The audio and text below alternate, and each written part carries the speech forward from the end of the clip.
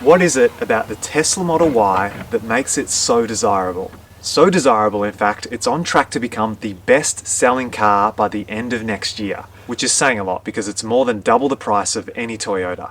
Now, for people in Australia, the popularity of EVs is probably going to come as a shock, as most Aussies probably don't realise how widely adopted EVs are across the rest of the globe. But now with the Model Y finally on our roads, along with some mind-blowing rumours on early sales figures, I think this is going to provide a much needed wake-up call.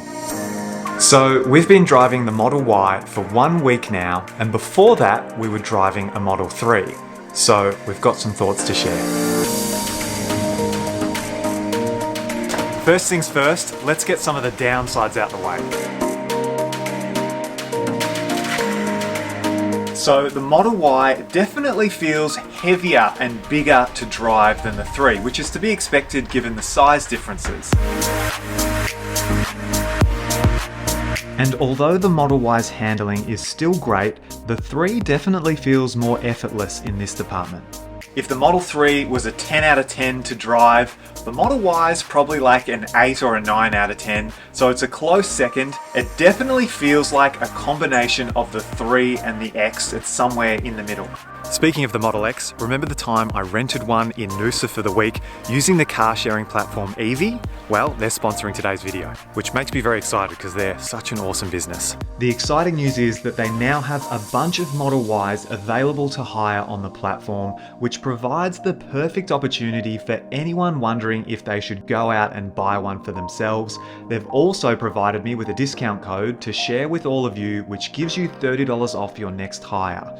You can use the link below to access it. Just jump on their website and check out what's available in your area. They have a heap of Teslas as well as a whole variety of different electric cars, and the entire process of hiring a car is actually really easy.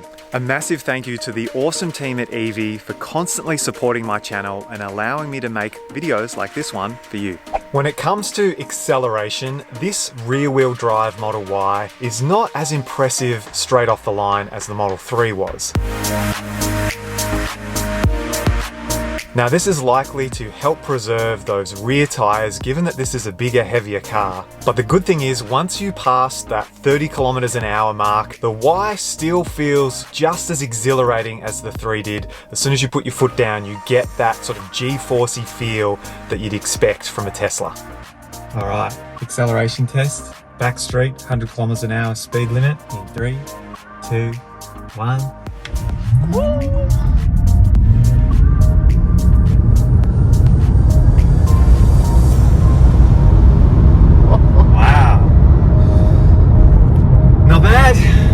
Not bad at all. The last downside, which I was actually a little bit worried about with the Model Y, is the lack of rear visibility you get. But surprisingly, this hasn't been as much of an issue as I thought it would be. You kind of just accept it really quickly that that's all you can see, and thanks to the massive reversing cameras, it's not really a problem. Now let's get into some of the really great things we've been loving about the car so far.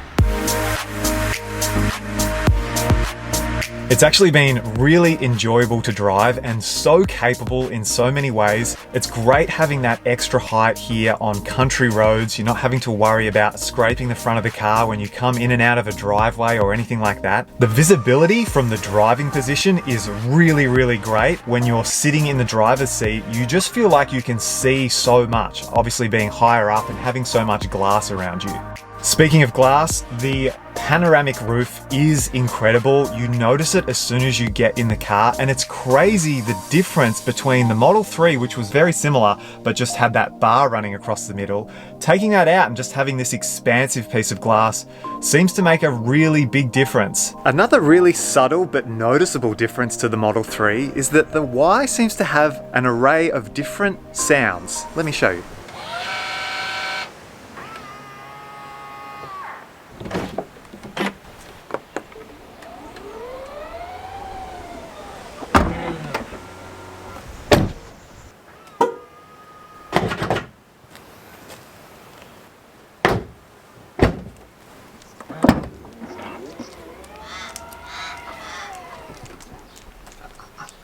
No. So the most noticeable sound is just how quiet the boot is. There's obviously a lot more hydraulics, and in fact, there's a lot of small details around the Model Y that just feel like they're a little bit more solid than what we had in our 2021 Model 3.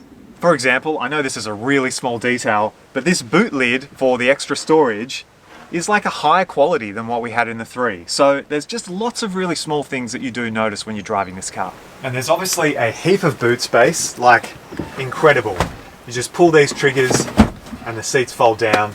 That is just an awesome amount of space. We've also had no issues with the ride comfort at all. This is something that so many early reviews spoke about like it was a real deal breaker. And maybe because we're coming from a Model 3 and we've got a Mazda CX-5, we just can't notice that there's any issue with this. And we've upgraded the tyres to the 20 inches, which are a little bit firmer than the 19s. Also, how good do these induction wheels look? So happy with those.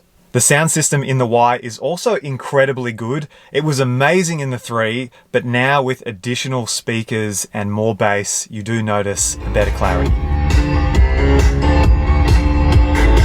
And when it comes to Autopilot, the Y obviously only works on the camera system only. There's no radar, and I was worried about this. But the good news is, after 1 week of driving and using Autopilot on country roads and on freeways, we are yet to have any phantom braking or any issues. So far, it seems just as good as it was in the 3, which is such a relief. Also, in a recent news update, the Model Y just received the highest safety rating of any vehicle ever. So if that isn't the biggest plus you can get when buying a car, I don't know what else is. And lastly, when it comes to charging, we're just going to be using the standard mobile connector that came with the car. This is what we used for the Model 3, and also because we're renting, there's no point installing a wall charger or anything like that. We did, however, have some initial issues trying to get the car to fit in the garage and then realizing the power point was on the wrong side. So we've got the car sticking out and the charging cable running over the top of the car. Not ideal, but we're making it work for the moment. After a bit of tinkering around in the garage though, the car now fits perfectly and the cable reaches around the back. So yeah, 1 week with the Model Y and we're absolutely loving it. Hope you found this video interesting. Stay tuned for my first long road trip to Beechworth and I'll catch you guys in the next one. Thanks for watching.